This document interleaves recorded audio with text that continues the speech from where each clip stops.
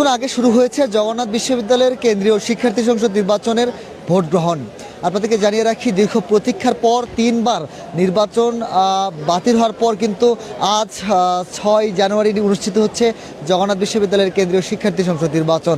এ লক্ষ্যে সকাল 9টা থেকেই ভোট গ্রহণ শুরু হয়েছে। ক্যাম্পাসের শিক্ষার্থীরা আসছে, বিভিন্ন রুট থেকে বাসগুলো কিন্তু ক্যাম্পাসে প্রবেশ করতে শুরু করেছে এবং ক্যাম্পাস এলাকা সম্পূর্ণটি কিন্তু আসলে নিরাপত্তা বলে ঢেকে রাখা হয়েছে। আইন শৃঙ্খলা রক্ষাকারী বাহিনীদের উপস্থিতি এবং সিসি ক্যামেরা দ্বারা পর্যবেক্ষণ করা হচ্ছে পুরো এলাকা। নির্বাচনের সার্বিক পরিস্থিতি নিয়ে আমরা কথা বলতে আমাদের সাথে যুক্ত রয়েছেন আমাদের সহকর্মী মাহাদি হাসানের কাছ থেকে একটু জানার চেষ্টা করব কয়টি প্যানেল রয়েছে এবং প্রার্থীগুলো এবং সার্বিক বিষয় নিয়ে আমরা একটু আপনার কাছ থেকে জানতে চাই। ধন্যবাদ মিনহাজ। 8:30টায় শুরু হওয়ার কথা থাকলেও ভোট শুরু হয়েছে 9টায়, অর্থাৎ 9:18 বাজছে ঘড়িতে। 18 মিনিট যাবৎ চলছে ভোট গ্রহণ। একটু জানিয়ে রাখি, ভোট গ্রহণ হবে মোট 4টি প্যানেল রয়েছে। 4টি প্যানেলের প্রার্থীরা এই নির্বাচনে আজকে লড়ছেন এবং মোট 39টি কেন্দ্র রয়েছে। 39টি কেন্দ্রে মোট 178টি বুথে ভোটাররা ভোট দিবেন আর কি। এখানে যারা শিক্ষার্থী রয়েছেন প্রত্যেকটি রুমকে আলাদা আলাদা একটি করে বুথ ঘোষণা করা হয়েছে এবং প্রত্যেকটি বুথে 100 জন করে ভোটার তারা ভোট দিবেন। মোট ভোটার সংখ্যা যদি একটু বলতে চাই, 16,665 জন ভোট দিবেন আজকে এই যোগসু নির্বাচনে। এবং মজার বিষয় যেটা আপনি বলছিলেন যে 3বার নির্বাচনের শিডিউল পিছানো হয়েছিল, 3বারের শেষে সবশেষ আজ নির্বাচন অনুষ্ঠিত হচ্ছে এবং এটিই কিন্তু জগন্নাথ বিশ্ববিদ্যালয়ের ছাত্র সংসদ হল সংসদের প্রথমবারের মতো এই ভোটটি অনুষ্ঠিত হচ্ছে। অর্থাৎ প্রথমবারের মতো যোগসু নির্বাচন শুরু হয়েছে 9টার সময়। মোট 4টি প্যানেলের প্রার্থীরা প্রতিদ্বন্দ্বিতা করছেন। আমি একটু প্যানেল যে কয়টি প্যানেল রয়েছে এবং প্যানেল মেম্বার যারা রয়েছেন, যারা প্রার্থী রয়েছেন, তাদের নামগুলো একটু বলতে চাই। মোট প্যানেল রয়েছে 4টি। ছাত্রদল, ছাত্র অধিকার পরিষদ মিলে একটি প্যানেল রয়েছে। ঐক্যবদ্ধ নির্ভীক জোবিয়ান নামে তারা প্রার্থিতা করছেন এবং সেই প্যানেল থেকে ভিপি পদে লড়ছেন AKM রাকিব, যিনি ছাত্র অধিকার পরিষদের রাজনীতির সঙ্গে জড়িত এই ক্যাম্পাসের, এবং জিএস পদে লড়ছেন খাদিজাতুল কোবরা, যিনি ছাত্রদলের জগন্নাথ বিশ্ববিদ্যালয়ের যুগ্ম আহ্বায়ক। একই সঙ্গে এজিএস পদে লড়ছেন এই প্যানেল থেকে আতিকুর রহমান তানজিল।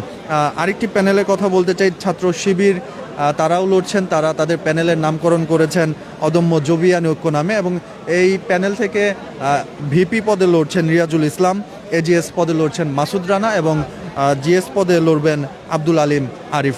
3 নম্বর যে প্যানেলটি রয়েছে বাম জোটের প্যানেল, তারা তাদের প্যানেলের নাম দিয়েছেন মৌলানা ভাসানী ব্রিগেড এবং এই প্যানেলের ভিপি পদে প্রার্থিতা করছেন গৌরব ভৌমিক এবং জিএস পদে ইভান তাসিব, তিনি প্রার্থিতা করছেন। সবশেষ বাকি রইল আরেকটি প্যানেল, সেই প্যানেলটি এনসিপি সমর্থিত যেই প্যানেল রয়েছে, তারা তাদের প্যানেলের নাম দিয়েছে ঐক্যবদ্ধ জবিয়ান এবং এখান থেকে ভিপি এজিএস পদে লড়ছেন ভিপি কিশোর সাম্য, জিএস ফয়সাল মুরাদ এবং এজিএস শাহিন মিয়া।